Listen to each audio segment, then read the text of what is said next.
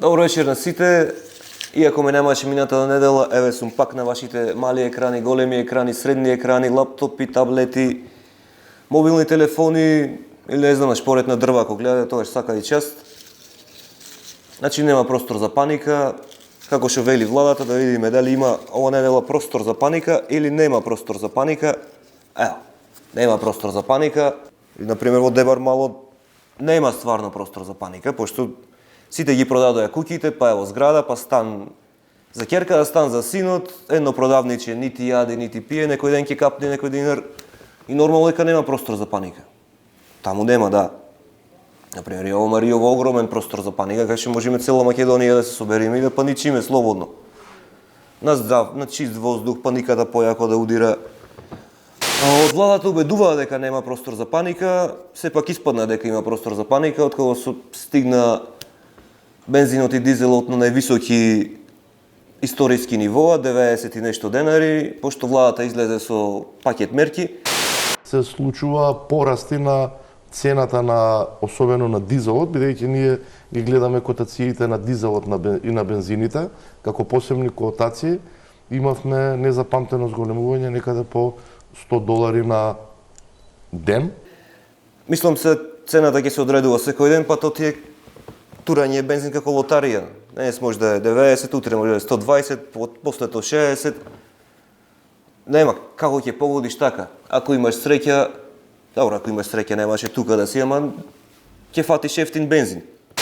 Ние имаме непречено снабдување со нафта и нафтени деривати, бидејќи се снабдуваме преку пристаништата од Грција. Има исто така криза со брашното, што не е некоја криза, пошто брашното е штетно за јадење, се дебеле, иди лето, треба да не одите нигде на одмор, ама пак да сте слаби. Значи, и то не е некоја криза, нема лоше зеленчук, нема зелка, нема моркови, ама добро нешто, зајаци, јадете месо, месо. А овие од влада како немат криза. Јадат срни, јадат рамстек, бифтек, со тоа ќе залијат со виски, со вино.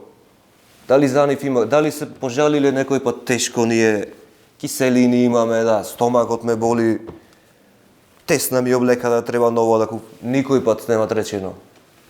Само вие ќе се жалите. Мислам, ево има работа на кој му се работи. Ево гледаш, деца 18 години, синот на Заев отвора компанија за струја. Па Никола Тесла на 18 години не знаеше за струја, Малиов растура. Свака, мислам, интелигентни деца. Да се вратиме на тешката геополитичка состојба во Украина, например, ево во Запорожје гореше нуклеарка. Едните велат дека ја запалиле русите, другите велат дека ја запалиле украинците, а во основа кој да ја запалил, мислам да запалиш нуклеарка треба да си прилично глуп, затоа што и да си русин, да си украинец, ќе настрадате и вие, а бога ми и ние ќе настрадаме, не сме и ние. Зато народот за да не настрада купува огромни количини калиум јодид, што треба да заштити од радиација. Мислам, ко некој живот да имате, цело време се жалите, нема пари, нема ова, скапо сметки, струја едно друго, а ваму калиум јодид. Нема нешто се коси во психата ваша.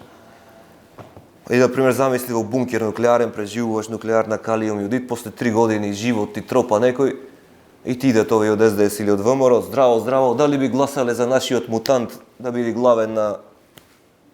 За тоа се спасвате? Свака част на волјата за живот, ама да не претерваме.